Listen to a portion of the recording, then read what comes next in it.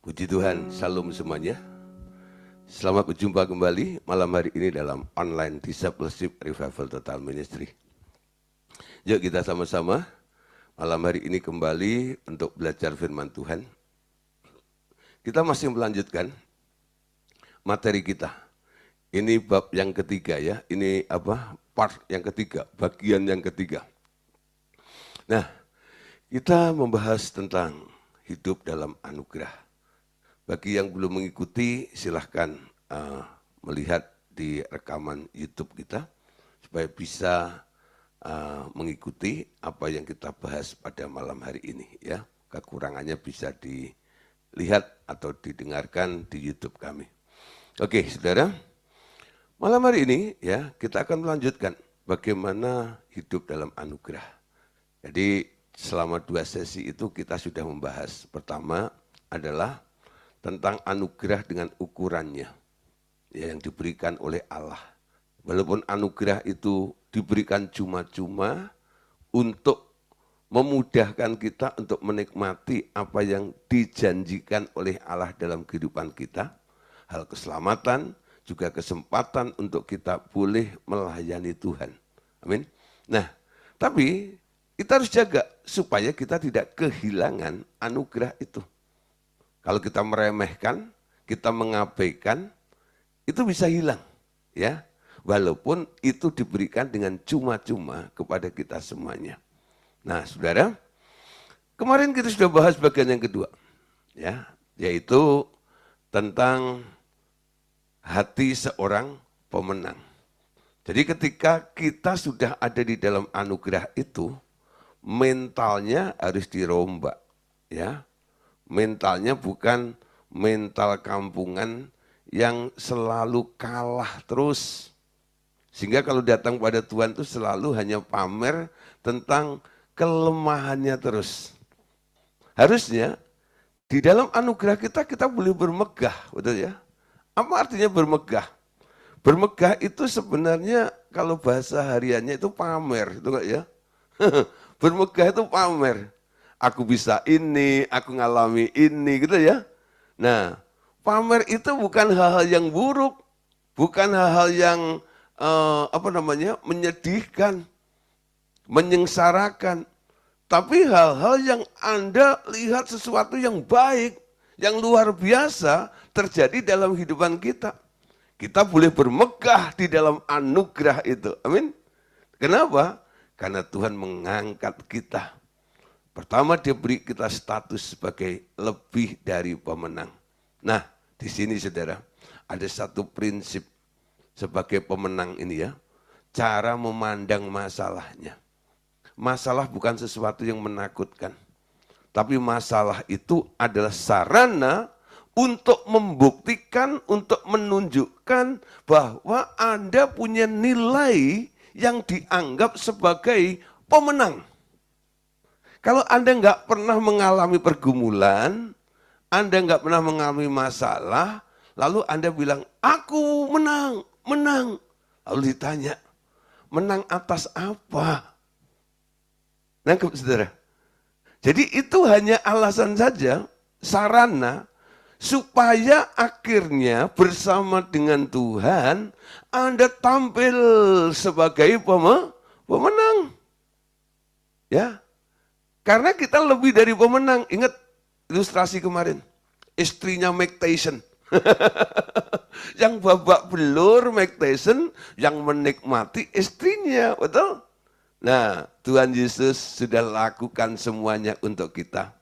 Sehingga di dalam anugerah ini, kita bisa melihat dan mengalami serta menikmati apa saja yang Tuhan telah perbuat untuk kita. Amin. Dia mati untuk kita, dia dicambuk untuk kita, dia menderita untuk kita semuanya. Supaya apa? Kita enggak menderita. Supaya kita tidak terkutuk, hidup dalam berkat. Ya, kelemahan kita lah yang ditanggung, penyakit kita lah yang disembuhkan. Supaya kita menjadi orang yang kuat, orang yang sehat di dalam Tuhan. Itu harapannya Tuhan. Sehingga kita melihat ketika kita ngalami semua yang Tuhan telah janjikan dalam kehidupan kita boleh bermegah. Puji Tuhan, aku orang paling sehat. Aku kuat di dalam Tuhan oleh kuat kuasanya. Nah, saudara, setelah kita memahami bahwa kita ini lebih daripada pemenang dan punya hati seorang pemenang, lalu apa yang harus kita lakukan berikutnya? Ya, jangan terus hanya ada di daerah itu, ya, tapi mulai menjadi pencari kebenaran. Ini yang kita bahas malam hari ini. Apa artinya menjadi pencari kebenaran? Bapak Ibu Saudara, setiap masalah kita sudah ditentukan untuk menang. Karena itu, setiap masalah betapapun sulit nampaknya selalu dapat diubah jadi keuntungan atau kemenangan. Amin. Nah, di sini ada satu yang harus dan pasti terjadi dalam kehidupan kita. Selalu harus ada jalan keluar dari setiap masalah. Masalah sesulit apapun juga, Anda bisa menemukan kebenarannya. Ketika kebenaran itu Anda temukan, masalah itu akan terpecahkan. Karena ketika Anda menemukan kebenaran itu, Anda sedang atau sudah mendapatkan satu akar masalahnya. Ini adalah masalah ini, akar masalahnya ini loh. Yalah. Ketika Anda menemukan akar masalahnya, itulah kebenarannya. Mencari kebenarannya. Amin. Pencari kebenaran. Ya. Karena apa? Karena selalu harus ada jalan keluar dari setiap masalah. Nah, saudara, jadi mencari hikmat bagi tiap masalah adalah pekerjaan setiap orang yang dipanggil dalam ukuran anugerah Kristus. Jadi ketika Anda dipanggil dalam anugerah ini, salah satunya adalah mencari hikmat bagi tiap masalah. Ya, saudara, ketika mungkin satu kali saya ketemu atau besuk ya orang yang sakit, masuk rumah sakit, lalu setelah itu dia sudah pulang ke rumah, kami coba untuk menguatkan, saya datang ya. Mungkin kesekian kali kami datang ke tempat itu atau ke orang tersebut. Satu pertanyaan yang sering saya tanyakan kepada orang-orang yang mengalami masalah-masalah itu. Hikmat apa yang kamu dapatkan? Hikmat apa yang kamu dapatkan ketika kamu di rumah sakit, ketika kamu sedang mengalami sakit di rumah dan sebagainya? Hikmat apa yang engkau dapatkan? Banyak orang kadang-kadang melewatkan kesempatan ini. Ketika masalah terjadi dalam kehidupan Anda hanya fokus pada penderitaannya. Sambil komplain dengan Tuhan, minta perhatian orang lain. Supaya orang lain melihat Anda lalu bilang, kasihan ya, kamu sakit ya, kamu miskin ya, kamu kekurangan ya, kasihan ya. Orang yang bilang kasihan, boro-boro kadang-kadang doain Anda. Ya, boro-boro kasih duit Anda atau tolong Anda. Paling banter dia bilang, kasihan ya, gitu ya. Nah saudara, sebenarnya ketika sesuatu sedang menimpa dalam kehidupan Anda, petik hikmatnya apa? Paling tidak engkau mengetahui kenapa saya bisa sakit, kenapa saya bisa bangkrut, kenapa saya bisa ngalami seperti ini. Ada apa? Tuhan tunjukkan akar masalahnya. Cari kebenaran. Ya. Jadi ketika ada masalah, sesuatu yang ruwet kelihatannya gelap, saudara, Anda itu adalah anak terang, betul? Terang itu kalau terus ditaruh di bawah gantang atau di tempat tidur, nggak berguna. Tapi kalau ditaruh di atas kaki dia bisa menerangi. Sehingga kegelapan itu ya akan lenyap. Sehingga semuanya akan menjadi terang dan terbuka sehingga kita ngeh. Sehingga kita mengerti. Anggap saudara, ya. Jadi mencari hikmat bagi tiap masalah itu pekerjaan setiap orang yang dipanggil dalam ukuran anugerah Kristus. Jangan takut, saudara. Pasti ada way out-nya. Kenapa? Karena pencobaan tak akan melampaui kekuatan Anda. Dalam tiap masalah, bila Anda mengetahui kebenaran dari masalah itu, pasti terjadi kemerdekaan. Jadi setiap hal, perkara, masalah yang menimpa hidup Anda, Tuhan yang melihat, Tuhan yang ada, yang Anda percayai, yang menyertai Anda, mengizinkan semua itu menimpa dalam kehidupan Anda. Semua sudah diukur, sudah ditakar, nggak melampaui kekuatan Anda. Sehingga Anda bisa untuk mengatasinya dan bisa menemukan jalan keluarnya. Nggak percaya? Ada satu ayat di dalam 1 Korintus 10 ayat 13. Baca sama-sama. Nah, saudara, ini tidak bicara tentang berkat, betul? Tapi bicara tentang pencobaan.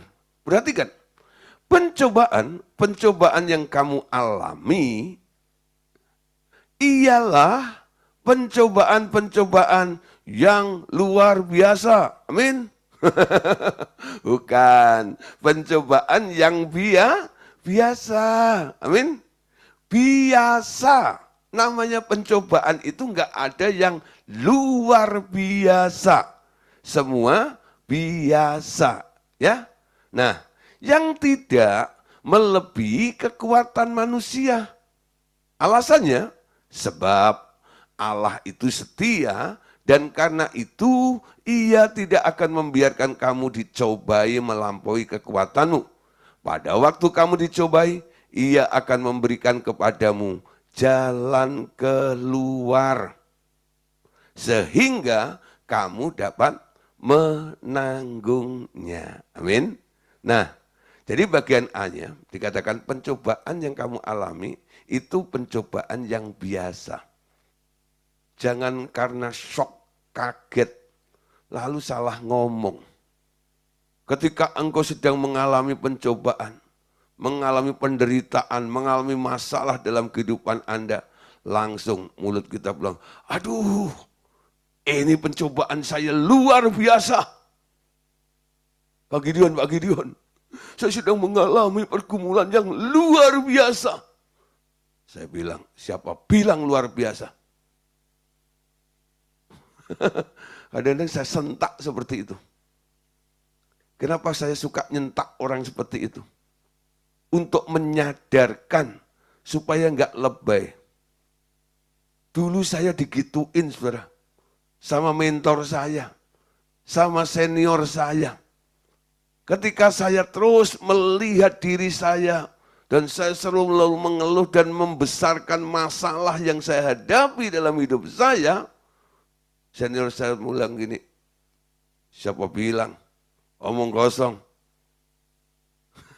Saya sampai bilang, betul Pak, gitu loh. Omong kosong, gitu loh. Bener Pak, omong kosong. Bantahan seperti itu. Sampai akhirnya saya nyadar, maksud daripada senior saya ini, ya, dia menyadarkan saya, kenapa kamu kalut dengan namanya masalah yang kamu hadapi. Dan kamu menceritakan masalah seolah-olah masalah itu begitu hebat dan luar biasa. Amin. Yang hebat masalahmu atau Tuhanmu? Nah, yang hebat masalahmu atau Tuhanmu? Orang Kristen itu nyanyinya pinter. Aku punya Tuhan yang besar. Yang telah berjanji. Wow, Tuhannya besar. Tapi ketika mengalami masalah, dia juga bilang, masalahku besar juga. Besar mana masalahmu dengan Tuhanmu? Nah, kalau engkau boleh mengakui Tuhanmu itu besar, Yesus lebih besar dari masalahku. Sehingga yang kalah besar itu nggak bisa disebut besar, amin. Sehingga kita punya alasan untuk menyebut masalah itu adalah hal yang biasa atau masalah yang kecil. Amin. Kalau enggak dijelaskan seperti ini, gitu. Terus bilang masalahku besar, ya, penyakitku dahsyat. Lebih dahsyat mana sama Tuhan? Lebih dahsyat Tuhan, amin. Sehingga dia bilang oleh bilur-bilurnya kamu telah sembuh. Mulai bangkit, miliki mental hati seorang pemenang. Jangan pernah berpikir aku kalah, aku sakit, aku lemah. Itu buang dari Anda.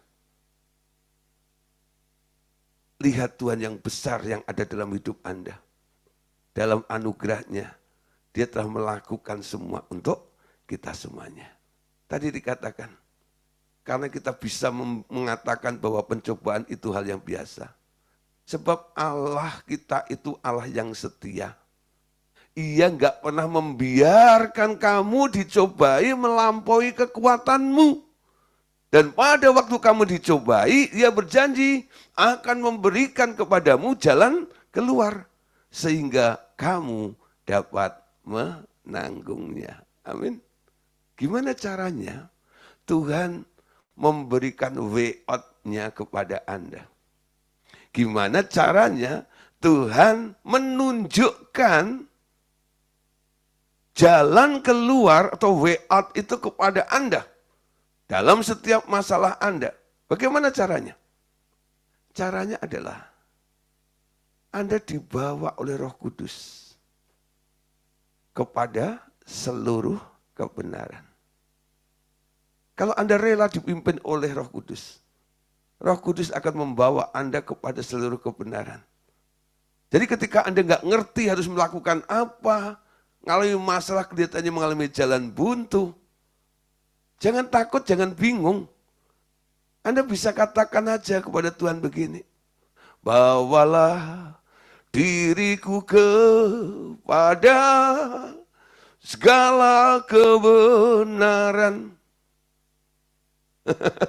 Ketika Roh Kudus membawa Anda kepada seluruh kebenaran, kebenaran itu akan menyingkapkan semuanya. Memberitahu Anda, sehingga Anda mengerti. Anda tahu alasannya. Ketika Anda tahu alasannya, Anda tahu bagaimana harus bertindak untuk melakukan sesuatu. Amin. Yohanes 8. Ayat 31 sampai ayat 32. Perhatikan di sini. Lalu katanya kepada orang-orang Yahudi yang telah percaya kepadanya, jikalau kamu tetap tinggal dalam firman-Ku, kamu benar-benar murid-Ku, dan kamu akan mengetahui kebenaran, dan kebenaran itu akan memerdekakan kamu. Kamu akan mengetahui kebenaran, dan kebenaran itu akan memerdekakan kamu. Jadi apa yang Anda cari? Banyak orang getol cari duit. Wah, bangun pagi, pulang tengah malam.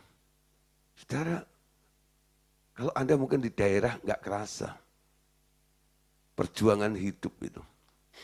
Banyak orang kadang-kadang melihat, wah hidup di kota besar, metropolitan Jakarta, ya Jabodetabek itu kelihatannya, wah enak ya, banyak duitnya, bisnis gampang, mudah dan sebagainya. Tapi saudara, ya hidup Jakarta itu enggak seperti di daerah. Mau kerja cuma berapa menit udah sampai itu. Tetangga saya, gitu, mau kerja ke daerah Mangga 2 sana, dari rumah itu jam 4:30 pagi sudah jalan. Ya, 4:30 pagi sudah jalan. Saya kalau doa fajar selesai jam 6. Ya kan ya? Nah, 4:30 itu baru mulai doa fajar itu. Itu dia sudah berangkat kerja. Pulang kadang-kadang 9:30 malam, bahkan kadang-kadang jam 10:30, jam 11 baru nyampe rumah.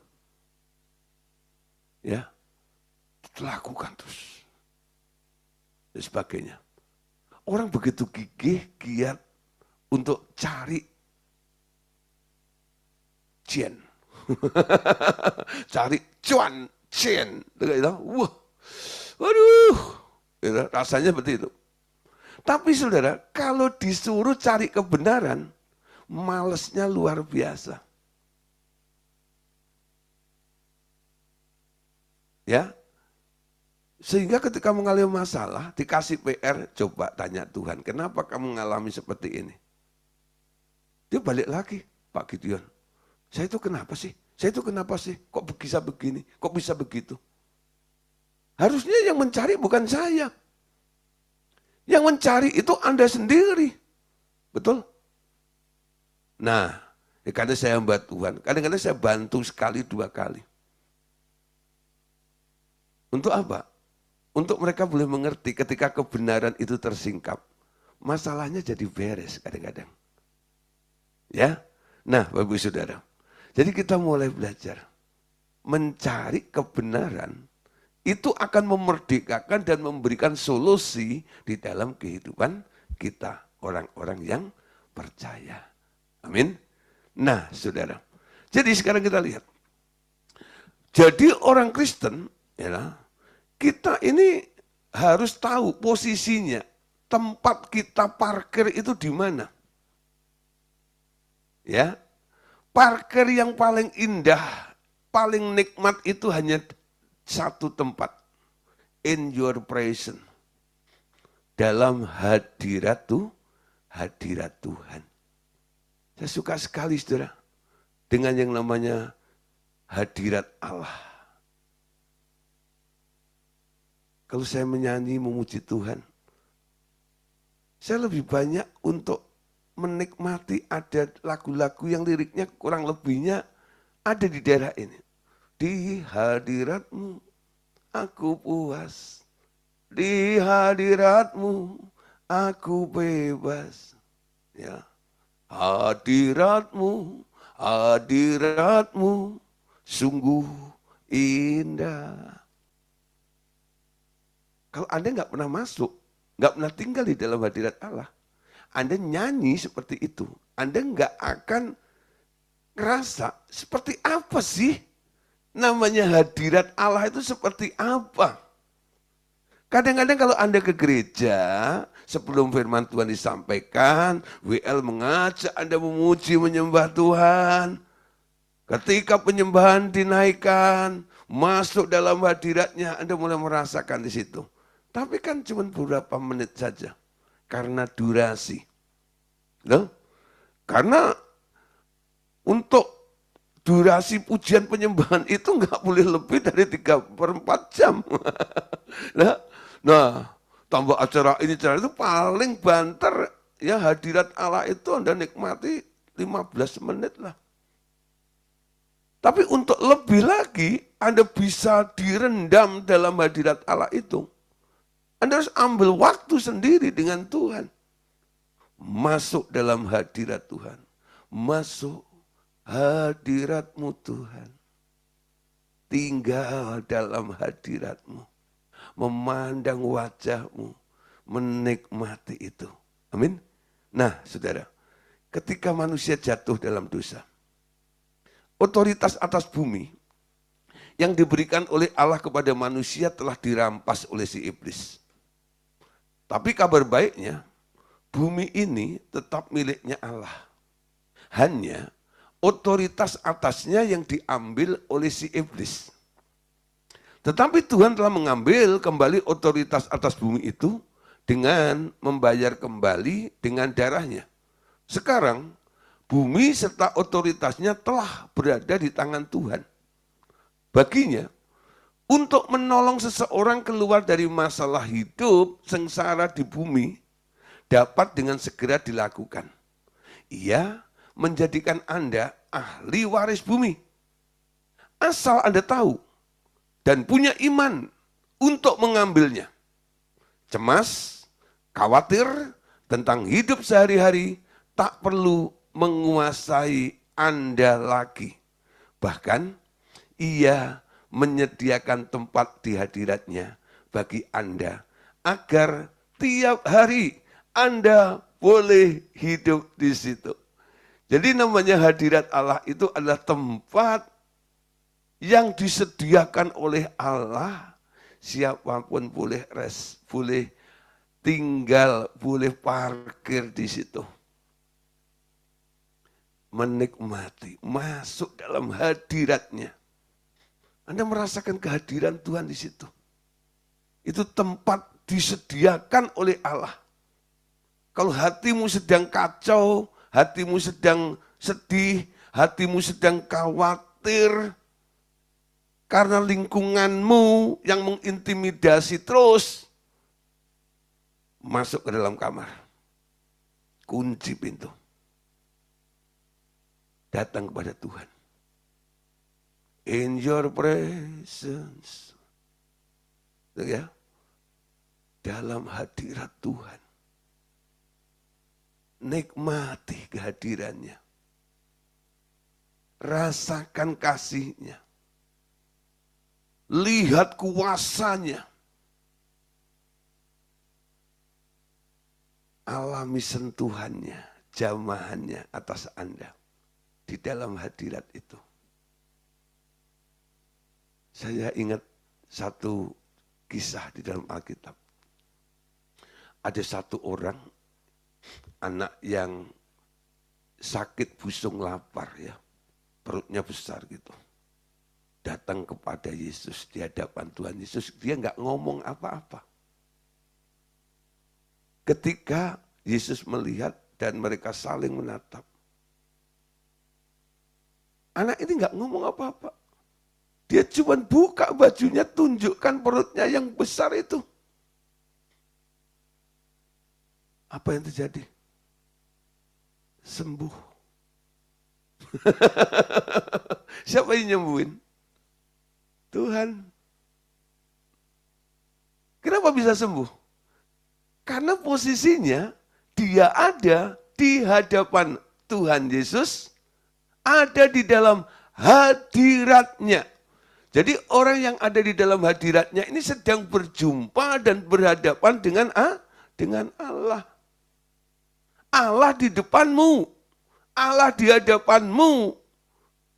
Itu tempat yang paling indah sekali. Nikmati.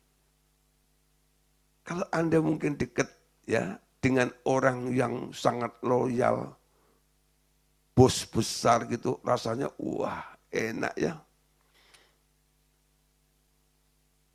Kenapa? Kalau ada apa-apa, Anda bisa berharap pada orang itu.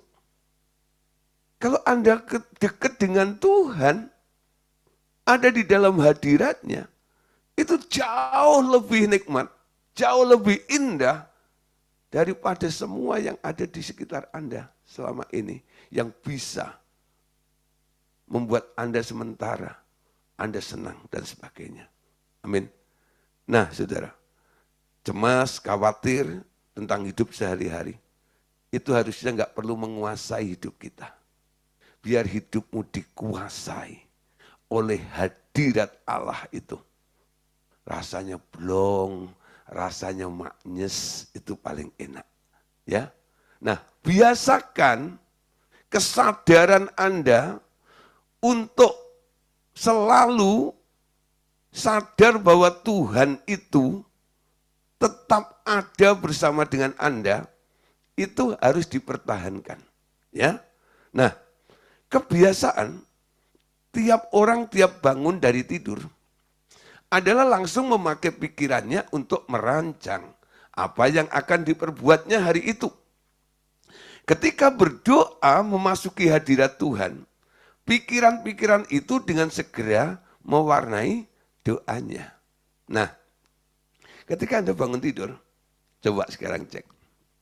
Nomor satu yang Anda pikirkan apa? Ya, ini merupakan virus yang sudah menjamur, menyebar. Orang bangun tidur pertama kali yang dipikirkan mana handphoneku. Enggak heran, handphone itu banyak ditaruh di atas bantal. Ya, nah walaupun ada peringatannya, awas radiasi, enggak peduli. Kenapa? Kalau aku bangun, paling tidak handphone sudah dekat dengan tangan saya. Nomor satu, itu. Lalu Anda mulai searching, cari berita ini, buka WhatsApp, buka Facebook, buka Line dan sebagainya. Untuk menerima masukan berita-berita dari dunia ini. Ketika Anda buka, ternyata saudara, ada kabar gunung meletus, ada kabar, ada perampokan, ada kabar rumah komplek kebakaran semuanya, ada kabar banjir besar dan sebagainya. Berita apa yang Anda dapatkan? Kabar buruk. Betul?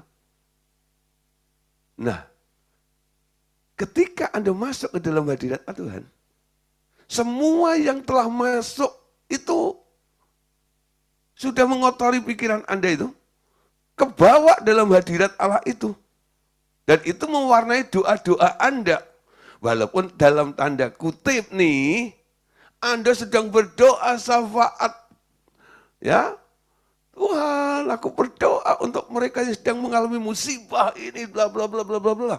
Ya, bagus, ya, punya rasa empati terhadap saudara-saudara kita yang sedang mengalami masalah. Saya tidak melarang Anda berdoa seperti itu. Tapi yang perlu saya kasih tahu pada saudara malam hari ini, hatimu sudah resah, hatimu sudah kacau, hatimu sudah cemas, ya. Anda sudah mulai khawatir, apalagi kalau Anda punya saudara atau keluarga Anda ada di daerah tersebut. Kekacauan itu sudah mulai, saudara, ya, berkecamuk di dalam diri Anda, betul? Itu sering terjadi. Jadi pikiran-pikiran seperti itu akan mengganggu dan Anda akan melihat dampaknya apa. Ya, dampaknya apa. Nah, saudara, berikutnya. Pikiran-pikiran itu membawa Anda keluar dari damai sejahtera Allah. Sehingga masuklah kecemasan, masuklah ketakutan, masuklah pikiran-pikiran yang penuh kelicikan. Nah, cari jalan keluar dengan hikmat manusia dan sebagainya. Amin. Nah, kalau dengar, waduh, ini gimana ya caranya? Siapa yang bisa tolong saya ya? Wah, cari orang seperti itu. Ya. Nah, berikutnya. Kalau sudah kehilangan damai sejahteranya, kemudian semakin jauh lagi, Anda dituntun sampai meninggalkan sejahtera Allah. Tadi kan ya? Jadi kalau kecemasan itu semuanya, damai itu mulai lenyap. Lalu iblis akan menembaki Anda dengan panah-panah berapi yang memasukkan banyak racun ke dalam jiwa Anda. Amin. Nah, saudara, ketika damai itu hilang, meninggalkan Anda, damai sejahtera itu seperti pagar yang mengelilingi Anda. Ketika pagarnya diangkat, maling cepat masuk. Serangan musuh cepat bisa terjadi atas hidup Anda. Anda jadi rentan untuk dihajar oleh si iblis di sini ini. Tapi kalau Anda diam dalam hadirat Allah lebih dahulu, dapat informasi lebih dahulu dari Tuhan, itu hal yang berbeda, saudara. Nah, bagaimana supaya kita tidak mengalami hal seperti itu? Caranya begini. Coba praktekkan. Setiap hari tidak mulai dengan pikiran dahulu. Tapi mulai dengan roh Anda. Ya. Coba praktekkan setiap hari tidak mulai dengan pikiran dahulu, tapi mulai dengan roh Anda. Ambil waktu untuk meresapi hadirat Tuhan dan merasakan damainya menyelubungi Anda dan membuang pikiran-pikiran Anda sampai muncul inspirasi yang indah dari Roh Kudus. Ya, nggak mulai dengan pikiran, tapi dengan roh. Lalu ambil waktu, masuk dalam hadirat, meresapi hadirat Tuhan itu, sampai engkau merasakan damainya itu menyelubungi hati Anda. Dan membuang pikiran-pikiran Anda, sampai muncul inspirasi yang indah dari Roh Kudus. Ketika ini terjadi, nanti banyak pengajaran baru, ia akan berikan setiap hari. Ya, banyak hal yang Tuhan akan sampaikan kepada Anda. Banyak kekhawatiran akan lenyap begitu saja. Ketika akan Anda menyadari kelimpahan Allah dan kuasanya yang meliputi Anda setiap saat. Amin. Coba mulai belajar. Bukan mulai dengan pikiran, tapi dengan roh. Nikmati hadiratnya. Izinkan dia bicara. Jadi informasi pertama yang Anda dapatkan waktu pagi hari sebelum Anda beraktivitas, itu bukan dari dunia, tapi dari Tuhan. Ya.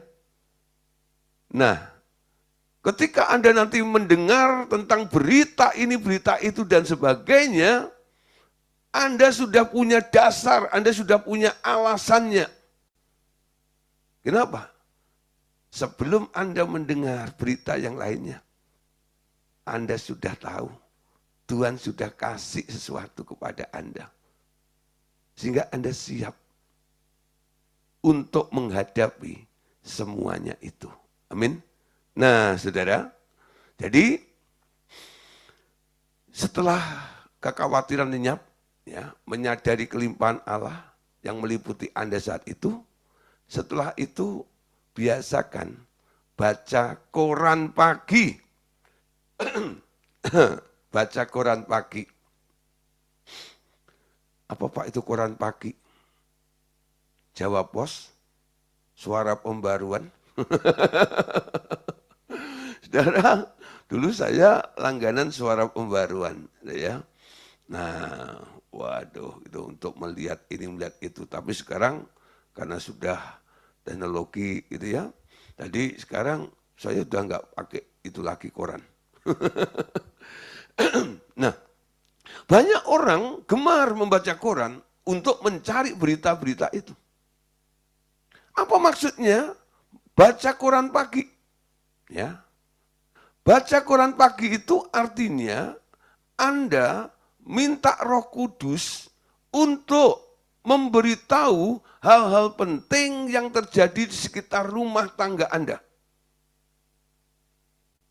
Minta Roh Kudus memberitahu ya hal-hal penting yang terjadi di kota Anda. Minta Roh Kudus memberitahu hal penting yang terjadi atas orang-orang yang Anda kenal. Hal-hal penting lain yang terjadi di negara dan di dunia. Juga segala hal yang menyangkut dunia roh di sekitar Anda tentunya. Setelah itu, baru berdoa bagi hal-hal itu.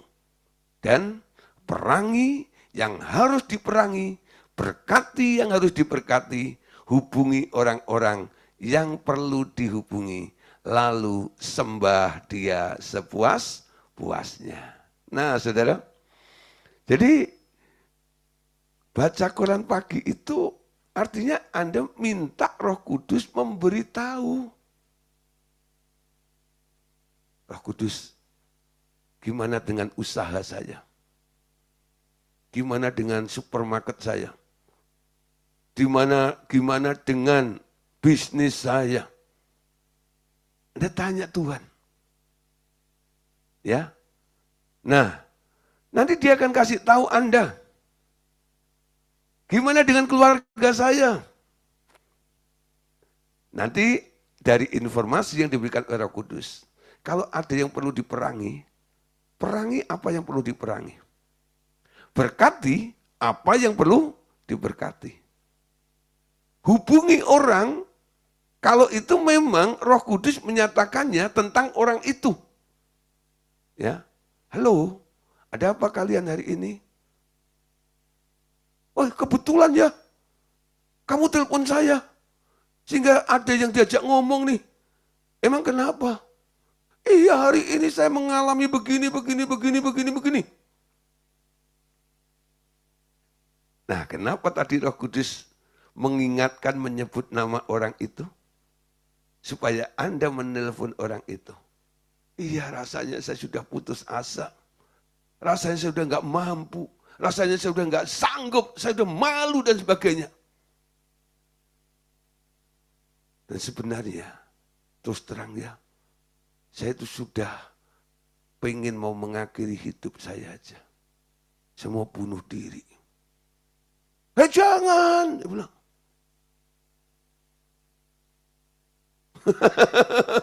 Anda menyelamatkan orang itu, amin. Bisa terjadi seperti itu, saudara. Karena Anda mau baca koran pagi. Dalam hadirat Allah, ada instruksi, ada informasi juga. Amin. Bisa itu terjadi, nggak percaya? Ya coba. Jangan hanya nggak percaya lalu senyum-senyum, tapi nggak mencoba. Sampai kapan Anda tahu? Ya. Nah, coba mulai belajar. Ikutin semua yang kita pelajari bersama sama ini. Nanti kalau itu sudah beres semuanya itu dan waktunya masih ada pakai aja untuk nyembah dia. Ora maralaba sikanaya takuri maralaba ralamu inaya ralaba sura kanaya ralaba ralaba. Haleluya, haleluya. Engkau baik Tuhan, Engkau ajaib, Engkau dahsyat, Engkau besar. Sembah Tuhan sepuas-puasnya. Naikkan pujian pengagungan kepada Tuhan. Kami memuji kebesaran-Mu, ajaib Tuhan, ajaib Tuhan. Oh, haleluya, haleluya. Anda keluar dari hadirat Allah, sinar kemuliaan Allah itu memancar di wajah Anda. Walaupun usiamu sudah di atas 50, orang ngira Anda baru 25 tahun. Wajah Anda nggak kelihatan tua, betul, ya. Orang yang sering parkir di hadirat Allah, awet muda wajahnya, umurnya tetap tambah, tapi wajahnya nggak pernah tua. Kenapa? Kemuliaan Allah itu melingkupi Anda semuanya. Amin. Nah, kapan saudara? Waktu itu bisa kita lakukan yang paling indah. Markus 1 ayat 35. Ya. Nah, pagi-pagi benar, waktu hari masih gelap. Ia bangun dan pergi keluar. Ia pergi ke tempat yang terpencil dan berdoa di sana. Ya. Pagi-pagi benar, waktu hari masih gelap. Saudara, di rumah Anda, kalau Anda buka pintu rumah, jam berapa? Mulai terang. Kalau di rumah saya itu, jam 6 itu baru terang.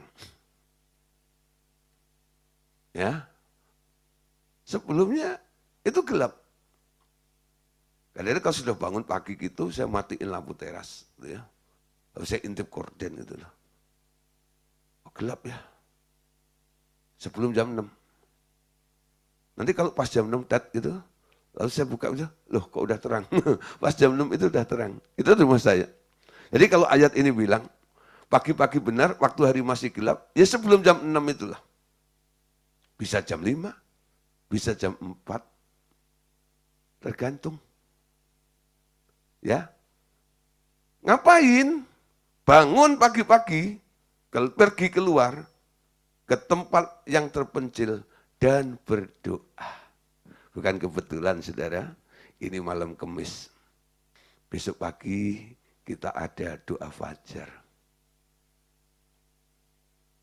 4:30. Ya, nanti bagi linknya. 4:30. Ya. Nah, ikut doa. Kita masuk dalam hadirat Tuhan. Lalu kita dengar firman Tuhan. Amin. Bersama-sama untuk mengawali hari ini. Ya. Oke saudara. Bagian terakhir saudara. Ada satu hal yang sering kadang-kadang mengganggu dalam kehidupan orang-orang percaya. Yang disebut dengan istilah noda kelaparan. Apa itu noda kelaparan? Banyak janji kelimpahan diberikan kepada orang yang dipenuhi Roh Kudus. Bahwa berkat berlimpah akan dicurahkan baginya. Sehingga tak ada lagi noda kelaparan dan dengan iman Anda hidup dengan berhasil. Janjinya wow, keren ya. Hidup dalam segala kelimpahan. Tapi kalau Anda membaca Yeskiel pasal 36, ayat 27 sampai ayat 31.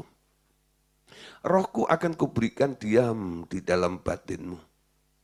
Dan aku akan membuat kamu hidup menurut segala ketetapanku dan tetap berpegang pada peraturan-peraturanku dan melakukannya.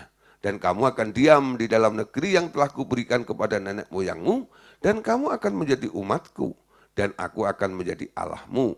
Aku akan melepaskan kamu dari segala dosa kenajisanmu dan aku akan menumbuhkan gandum serta memperbanyaknya. Dan aku tidak lagi mendatangkan kelaparan atasmu.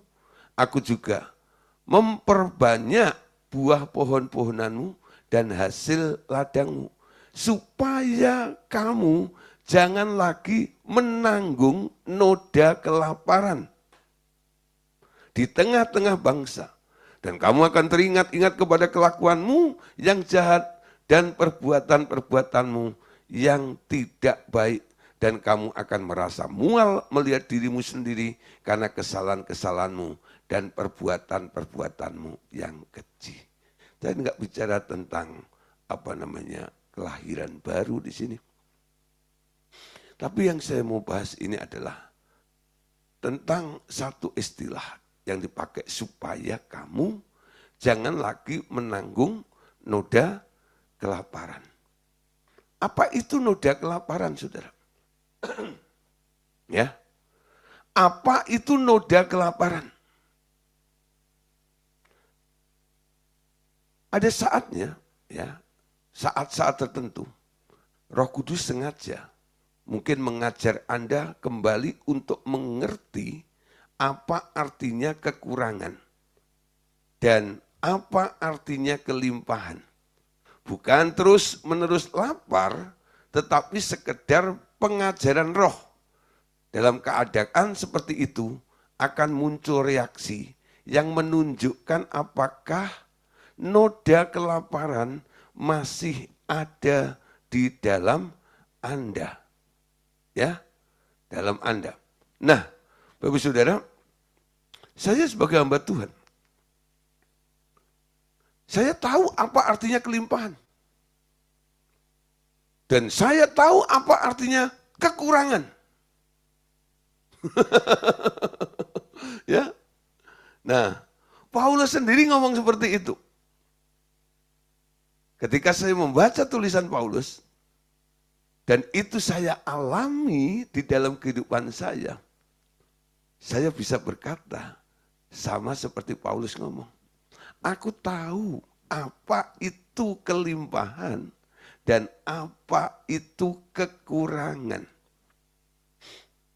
Saya pernah mengalami kelimpahan. Ya, betul. Tapi saya juga pernah mengalami kekurangan.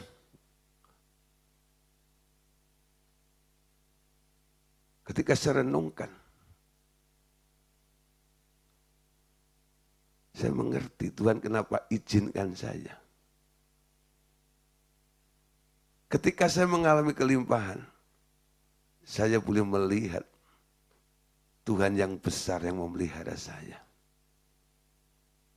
Sehingga saya nggak takut, saya nggak ragu, saya nggak bimbang. Karena saya punya Tuhan yang menjamin hidup saya. Tapi ketika saya mengalami kekurangan, awalnya saya mulai protes. Tuhan, kenapa? Salah saya apa? Dosa saya apa? Betul ya? Kan sering begitu kan? Tapi akhirnya saya ngerti. Kenapa Tuhan izinkan kekurangan itu menimpa saya alami dalam hidup saya. Ketika saya ketemu dengan orang yang berkekurangan, saya akhirnya ngerti rasanya orang kurang itu seperti apa. Kenapa? Karena saya pernah ngalami kurang. Sehingga ketika melihat orang kekurangan, saya ngerti. Amin. Ketika saya melihat orang berkelimpahan, saya mengerti karena saya pernah dibawa oleh Tuhan ada di dalam kondisi mau beli apa aja ada, betul ya? Anak minta ini oke, betul ya? Bisa shopping, bisa jalan-jalan, betul ya? Bisa beli ini, bisa beli itu, bisa renov rumah dan sebagainya. Karena duit lebih. Tapi ketika semuanya nggak ada, mau makan aja susah, pernah saya alamin. Sampai cuman ada 2 roti, akhirnya saya bilang sama istri, saya bilang, rasanya pengen makan, tapi saya bilang buat anak deh, buat ganjal perut mereka. Sampai berpikir seperti itu. Hari itu saya nggak pengen puasa, tapi saya terpaksa puasa. Ya, aduh, sudah saya mengalami seperti itu. Dan saya ngerti, ketika ada orang yang nggak punya makanan, saya langsung bilang sama istri saya, bantu. Beliin beras, beliin ini dan itu dan sebagainya. Karena saya pernah ngalami kurang. Besuk jemaat, pulang dikasih roti, gitu, 2, itu ya. Itu rasanya cis gitu ya. Wah. Ketika kita bisa membantu orang yang sedang berkekurangan, Anda tahu rasanya, betul ya? Bantuanmu itu menyentuh dia seperti apa. Kalau Anda nggak pernah ngalami seperti itu bedanya. Kenapa Tuhan izinkan sesuatu mungkin terjadi dalam hidup kita ini? Amin. Nah, salah satunya saudara, Tuhan mau menguji kita. Mau melihat apakah di dalam diri kita ini masih ada noda kelaparan atau tidak. Apa itu maksudnya? Orang yang memiliki noda kelaparan dalam hatinya akan muncul melalui perkataannya bila ada perkara yang menyangkut uang. Ucapan-ucapannya kedengaran tengik. Ucapan-ucapannya kedengaran rakus. Orang begini seringkali marah atau jengkel kepada Tuhan tanpa sungkan-sungkan dan menuntut janji-janjinya. Mereka yang hidup dipimpin roh tahu saat dan waktunya dan tetap menjadi tenang. Nah, saudara, ketika engkau berkelimpahan, engkau dengan mudah bisa say thank you sama Tuhan. Betul? Thank you Jesus, Jesus. Terima kasih Yesus buat kasih anugerahmu dan sebagainya. Ada bisa bilang seperti itu. Tapi ketika masalah kekurangan terjadi, apakah Anda masih bisa bilang, say thank you sama Yesus? Yang sering terjadi apa? ngomel, komplain, ya. Ketika Anda ngomel, komplain, bahkan kadang-kadang nadanya sedikit tengik, ya. Nggak enak. Walaupun nggak tajam gitu, nyindirnya itu loh. Gitu ya. Itu sebenarnya tuh, benih-benih noda kelaparan sudah ada di dalam hidup Anda. Saudara, masalah duit itu adalah masalah yang sangat-sangat rawan, ya. Masalah uang menjadi salah satu faktor yang penting dalam membentuk karakter seseorang hamba Tuhan. Baginya tak ada yang sukar menyediakan dana-dana besar karena seluruh bumi tetap milik Allah. Juga otoritas atas bumi sudah kembali dibayar dengan darahnya. Uang sekarang dijadikan alatnya membentuk hati dan iman Anda. Masalah duit bagi seorang hamba Tuhan untuk menunjukkan karakternya.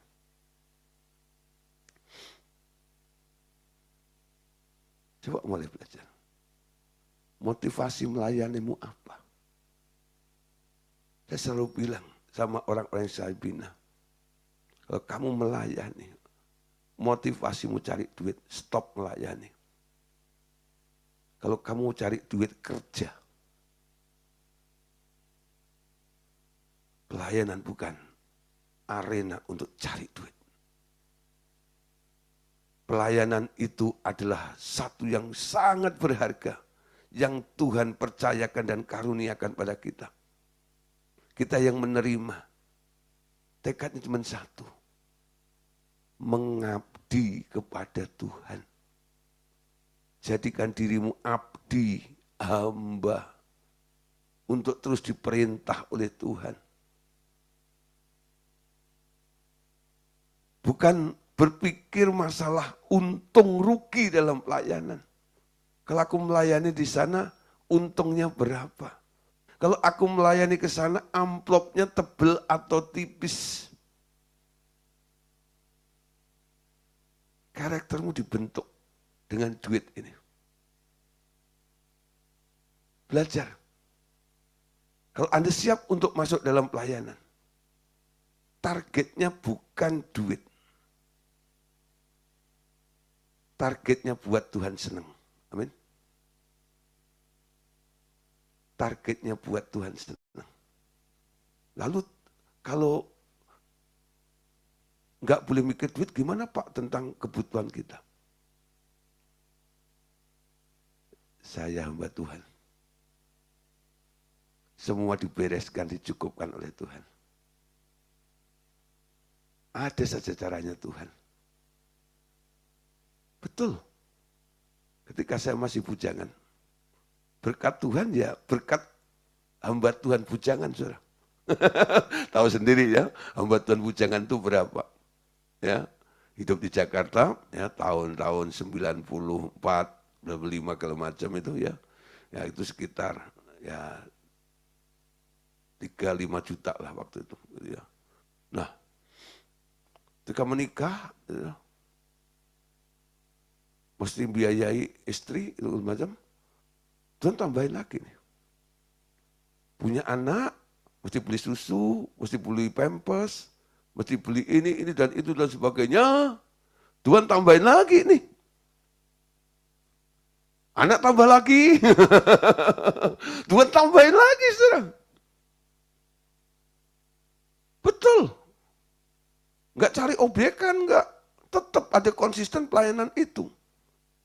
Dari mana? Ya enggak tahu. Saya enggak pernah mentarget orang. Ya. Betul. Dan Tuhan kadang-kadang menunjukkan. Orang-orang yang Tuhan gerakkan untuk memberkati saya justru bukan orang-orang yang dekat dengan saya. Supaya apa? Supaya saya enggak berharap kepada manusia. Itu yang Tuhan lakukan sampai hari ini. Dan saya bersyukur, noda kelaparan itu enggak ada dalam diri saya. Nah sekarang bagaimana dengan Bapak Ibu Saudara? Ya, tergantung sekarang. Amin. Kalau ada keperluan, Bapak surga juga akan menyediakan dana yang besar buat Anda. Oke, Filipi 4, 12 sampai 13. Filipi 4, 12, 13, aku tahu apa itu kekurangan. Amin. Dan aku tahu apa itu kelimpahan dalam setiap keadaan dan dalam segala hal tidak ada sesuatu yang merupakan rahasia bagiku. Baik dalam keadaan kenyang maupun dalam keadaan lapar, baik dalam keadaan berkelimpahan maupun dalam keadaan berkekurangan. Segala hal dapat kutanggung di dalam Dia yang memberi kekuatan kepadaku. Ayat 13 ini menjadi ayat emas saya. Segala perkara dapat kutanggung di dalam Dia yang memberikan kekuatan padaku. Kekuatan di hidupku ku dapat dalam Yesus. Anda dengar lagu-lagu yang saya nyanyikan. Sebelum acara seperti ini kadang-kadang saya ajak memuji menyembah Tuhan. Lagu-lagunya tentang apa? Tentang apa yang terjadi, yang dilakukan Tuhan dalam hidup saya. Kerinduan saya. Kerinduan tentang hadiratnya. Pernyataan iman saya. Kekaguman saya kepada Tuhan. Jadi bukan sembarang nyanyi gitu, enggak. Itu hanya keluar. Tuhan terima kasih. Tuhan ingatkan lagu ini, lagu itu, dan sebagainya. Oke, saudara, terakhir. Kita hidup di dunia ya. Ternyata dunia ini adalah tempat penyempurnaan. Banyak orang yang mengeluh di dalam dunia karena beratnya beban dan berpikir bila mati akan jauh lebih baik. Surga tempat yang menyenangkan, mengapa harus berlama-lama di dunia? Justru orang begini tak diizinkan oleh Tuhan untuk segera mati. Mengapa? Lucu ya kadang-kadang. Ya, orang sedang menderita gini-gini pengennya mati aja kan, tapi nggak cepat-cepat mati. Makanya nggak pengen mati kan, tahu cepat mati. Kenapa seperti itu? Ibrani 2 ayat 10. Nah, Ibrani 2 ayat 10, sebab memang sepantasnya Allah yang baginya dan olehnya segala sesuatu dijadikan. Yaitu Allah yang membawa banyak orang kepada kemuliaan, juga menyempurnakan perintis yang memimpin mereka kepada keselamatan. Ya, keselamatan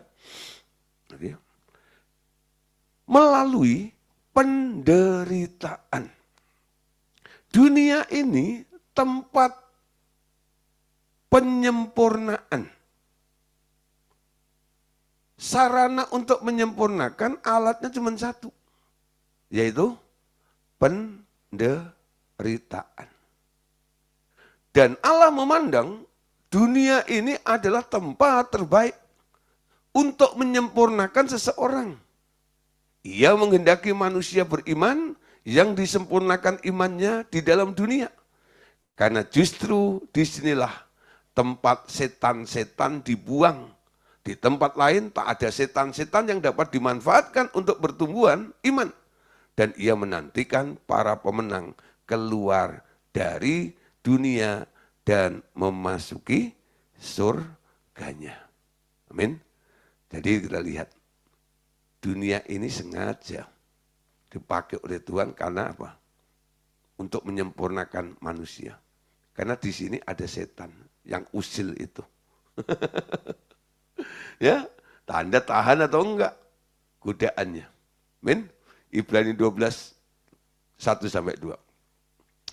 Karena kita mempunyai banyak saksi, bagaikan awan yang mengelilingi kita, marilah kita menanggalkan semua beban dan dosa yang begitu merintangi kita.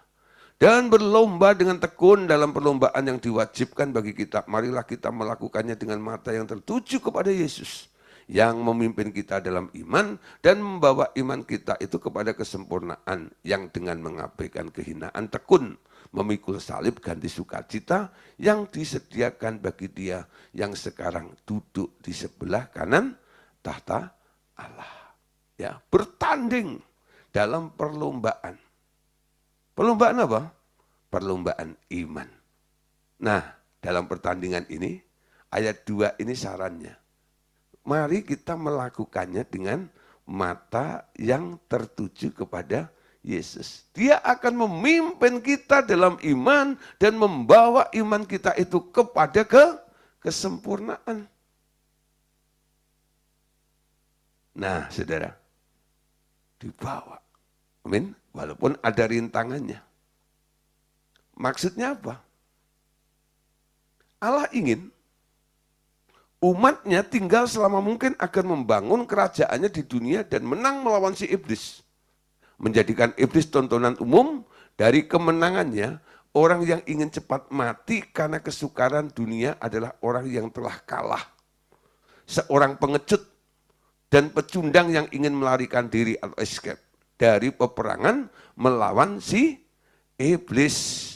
Jangan jadi pecundang, jangan jadi pengecut. Jadilah pemenang, bahkan lebih dari pemenang. Amin. Menang lawan si iblis. Jadikan dia tontonan umum dari kemenangannya.